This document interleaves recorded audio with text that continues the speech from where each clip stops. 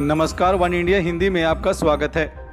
Armenia और Azerbaijan के बीच लड़ाई भड़क गई है और ये लड़ाई विवादित अलगाववादी क्षेत्र नागोर्नो काराबाख को लेकर शुरू हुई है। दोनों ही देशों के बीच छिड़ी इस जंग में अब तक 24 लोगों की मौत हो गई है और सैकड़ों लोग घायल हो गए हैं। 2016 के बाद से दोनों देशों के बीच ये सबसे भीषण लड़ाई है। दोनों ओर से हवाई और टैंक से हमले किए जा रहे हैं। हालातों को देखते हुए दोनों देशों ने मार्शल लॉ को लागू कर दिया है।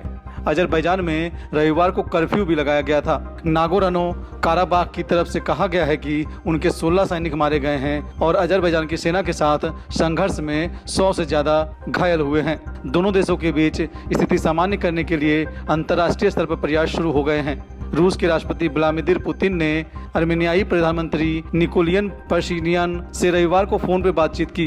रूस की तरफ से जारी बयान में कहा गया है कि दोनों देशों को सैन्य कार्रवाई रोककर बातचीत से हल तलाशना चाहिए। वहीं तुर्की के राष्ट्रपति रेसेप तैयप एर्दोगान ने आर्मेनिया को धमकी दी है और अजरबैजान को खुलकर समर्थन का ऐलान किया है। तुर्की के राष्ट्रपति एर्दोगन ने कहा है कि आर्मेनिया को अजरबैजान के प्रति शत्रुता भूलनी चाहिए। इसी तरह फ्रांस और अमेरिका ने भी दोनों देशों से बातचीत का हल निकालने के लिए अपील की है।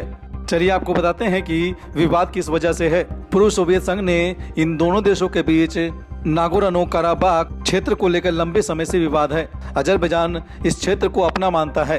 हालांकि 1994 की लड़ाई के बाद ये क्षेत्र अजरबैजान के नियंत्रण में नहीं है। इस पर आर्मेनिया के जाति गुटों का कब्जा है। दोनों देशों के सैनिक इस क्षेत्र में भारी संख्या में तैनात हैं। लगभग 4400 किलोमीटर में फैला नागोर्नो काराबाख का ज्यादातर हिस्सा पहाड़ी है और अब एक बार फिर इसी क्षेत्र को लेकर विवाद बढ़ गया है।